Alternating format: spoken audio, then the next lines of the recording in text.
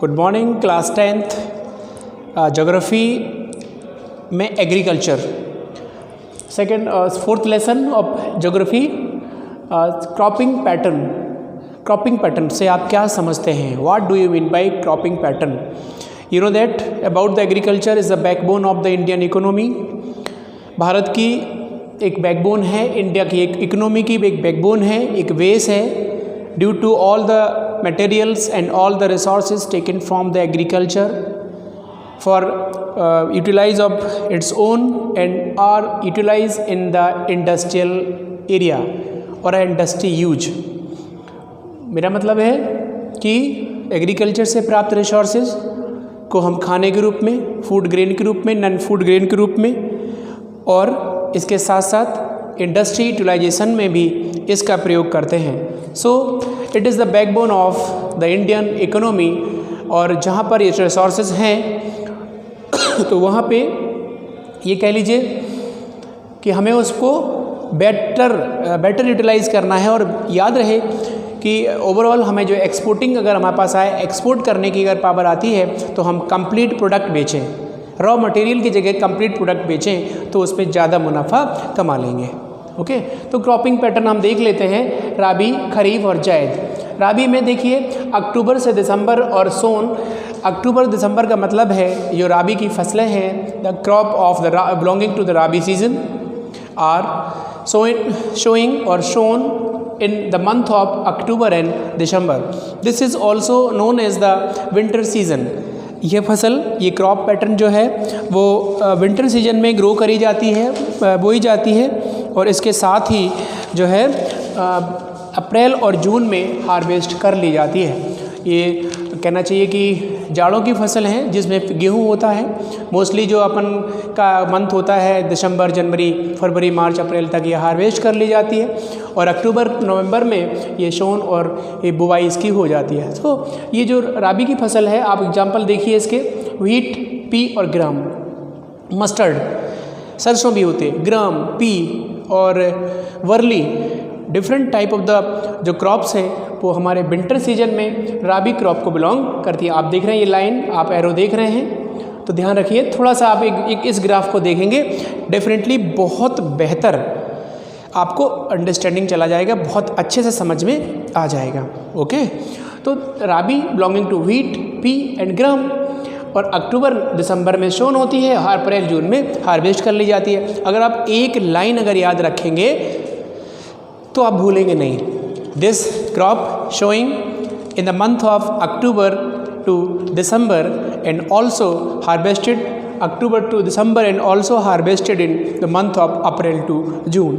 This belonging to cropping belongs to the wheat, barley, mustard, gram, pea and also different type of the जो है कहना चाहिए क्या crop belonging to the rabi season. बहुत important है rabi season. ये crop pattern भी कम से कम 3 नंबर का क्वेश्चन पेपर में आना होता है, 3 मार्क्स का इस बार भी। तो मैनी टाइम्स क्रॉप पैटर्न में राबी, खरीफ, जायद को पूछ लेता है। इस राबी सीजन में इन विच टाइप ऑफ ग्रोइंग जो क्रॉप है वो बिलोंग करेगी, ऐसे क्वेश्चन पूछ लेता है। या फसल का नाम दिया होता है, कहाँ पे जाती है, किस सीजन पे जाती है, कितना टेम्परेचर चाहिए। ठीक है, तो आपको ओवरऑल पूरा पढ़ लेना है। ओके, इसके बाद देखिए खरीफ सीजन। खरीफ सीजन का लिखा है ऑनसेट ऑफ मानसून।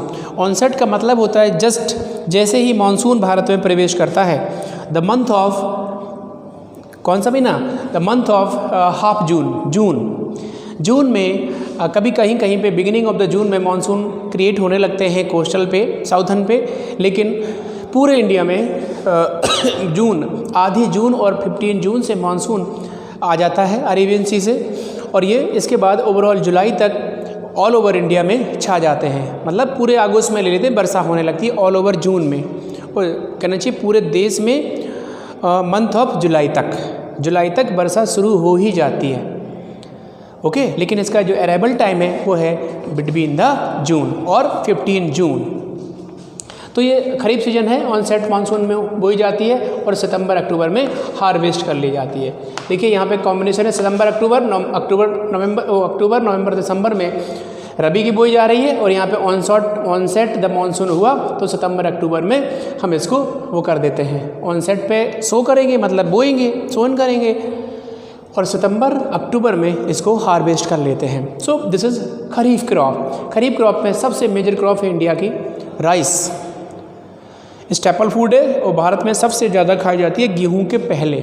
जस्ट हम लोग उत्तर प्रदेश में सबसे ज़्यादा वो वीट खाते हैं, रोटियां खाते हैं, लेकिन ऑल ओवर इंडिया की बात करें तो वीट के पहले राइस की खपत होती है। कहना चाहिए कि राइस ज़्यादा खाया जाता।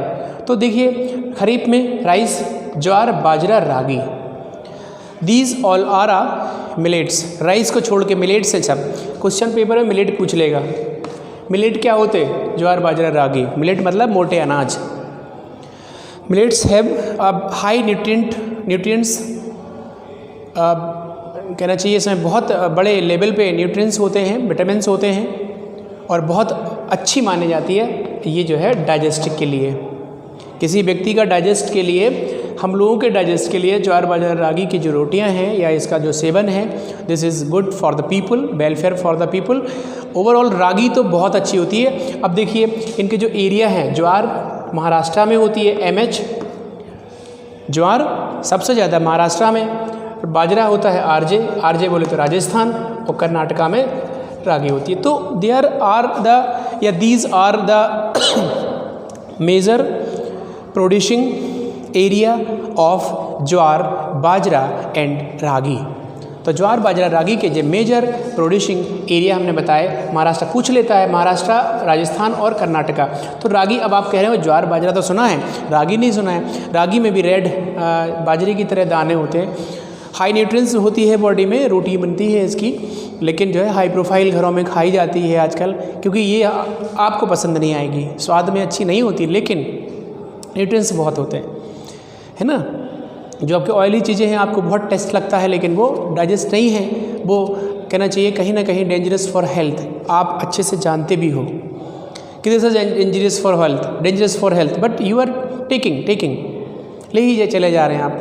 तो थोड़ा सा रुकिए, थोड़ा सा ये इनका सेवन करिए, मंगाइए, थोड़ा सा यूटिलाइज़ करिए। समझ में आ गई बात? तो ये हो गया आपका खरीफ का। जायद का जो है, जायद का जो सीजन है between the rabi and kharif, kharif और राबी के बीच का जो समय बचता है, this is very short time, this is very short time for the जायद सीजन। जायद सीजन में जो बिटवीन सीजन बनता है वो इसको बिलोंग करता है। जायद में आ जाएगा आपका WM, watermelon, muskmelon, cucumber and different type of the vegetable. आप देखते हो गर्मियों में बहुत बड़े स्तर पे हरी सब्जियां आपको दिखाई देती हैं बाज़ार में। तो ये समय होता है इसका, मतलब in the month of summer या between the season of rabi and kharif, kharif और राबी के बीच का जो सीजन है वो होता है, क्या होता है? वो होता है आपका खरीफ का सीजन। और खरीफ के सीजन में आपके पास बहुत बेहतर वाटरमेलन, मस्क मेलन, कुकम्बर और बहुत बेहतर सब्जियां आपको मिलती हैं। आपने देखा होगा कि ये हो गया आपका राबी, खरीफ और जायद। तो जायद जो है एक शॉर्ट सीजन होता है, आपको याद हो गया। ये क्रॉपिंग पैटर्न आपको आ गई, सीधे लिखेंगे राबी, खरीफ एंड जायद। ये है क्रॉप पैटर्न इंडिया में, और जो है इस तरीके से होता है। अब जायद में, हाँ, महाराष्ट्र में जो चावल की प्रजाति है, महाराष्ट्र में जो है कि चावल का जो एक कहना चाहिए ग्रुप है, ओस, अमन एंड बोरो। ये है पैडी, इसको पैडी का मतलब होता है धान, ठीक है। पैडी मतलब धान से ही तो चावल बनते हैं। तो this variety available in Maharashtra particular. और इसी जो वैरायटी का जो धान है कहना चाहिए वो यहाँ पे मिलता है, आपको हम बता दे रहे हैं, है ना। इसके बाद अब आ जाओ आप किस पे, मेजर क्रॉप पे। एक बड़ा क्वेश्चन, फिर से एक मेजर क्रॉप। अपन ने पहले पढ़ लिया क्रॉप पैटर्न, क्रॉपिंग पैटर्न कैसा है भारत में। आपने देखा राबी, खरीफ, जायद में हमारा जो क्रॉपिंग पैटर्न बनता है।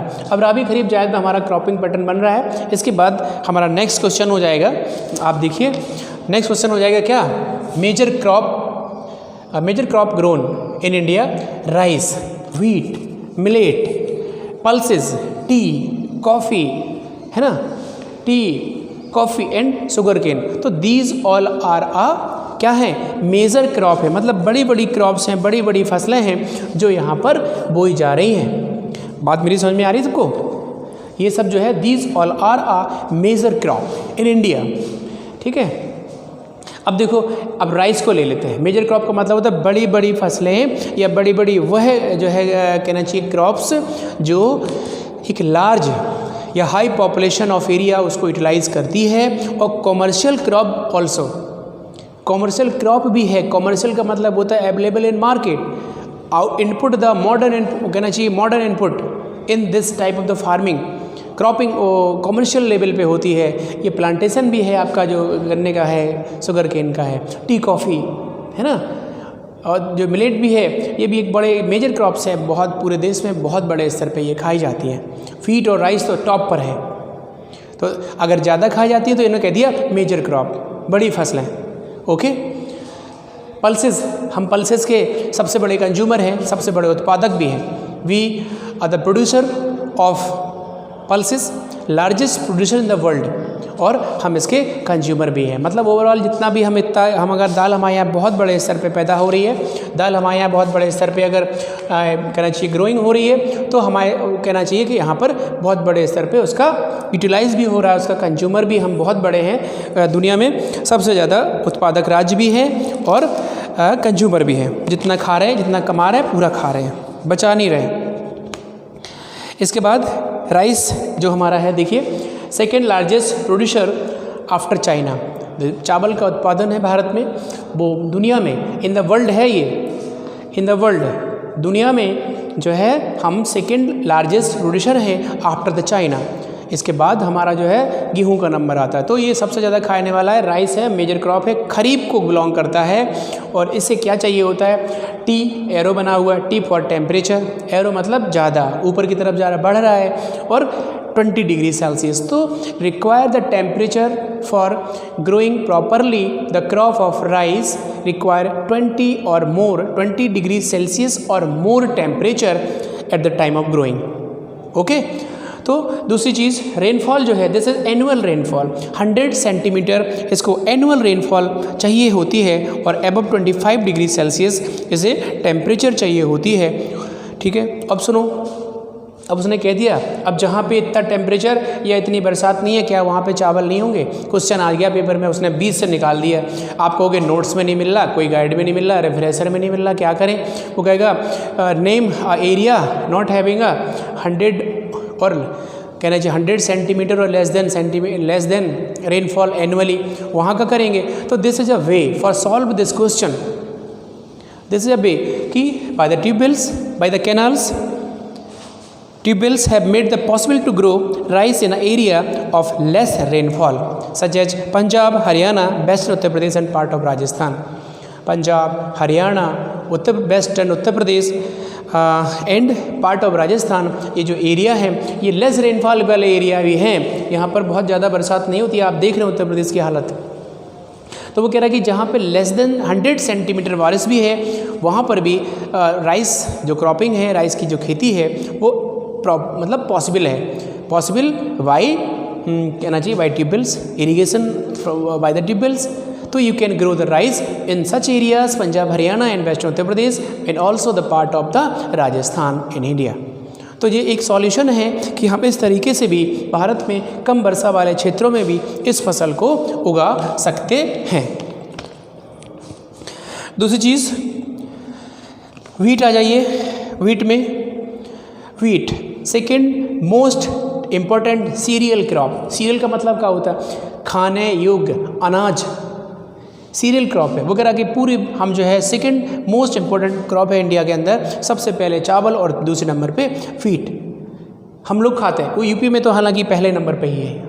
अब देखो इसको टेम्परेचर, बंगाल में पहले नंबर पर चावल होते हैं, साउथर्न में भी खूब चावल खाए जाते हैं। तो टेम्परेचर है, कूल टेम्परेचर चाहिए। आपने यहाँ पर मैच की, यहाँ पे मैंने कूल बात करी। अब कूल मतलब विंटर, और विंटर सीजन आप रबी में चले जाइए, लिखा हुआ है अक्टूबर से दिसंबर, the month of the coldest month of कहना चाहिए सबसे ज़्यादा जो दिसंबर का है वो कोल्डेस्ट मंथ होता है, सबसे ज़्यादा कोल्डेस्ट होता है। मेरी बात समझ में आ रही ना? तो कोल्डेस्ट का मतलब है कि सबसे ज़्यादा सर्दी। और यहाँ पे राबी सीजन, और राबी सीजन का क्या है? व्हीट, तो यहाँ पे लिखा है कूल।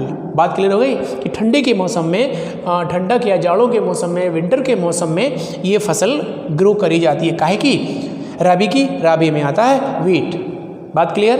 तो आप ओवरऑल समझ लीजिए कि अगर व्हीट का जो सीजन है और ग्राम है, पी है, मस्टर्ड है, many type of the grow जो क्रॉप्स हैं वो यहाँ पर ग्रो करी जाती हैं in this season in this area also.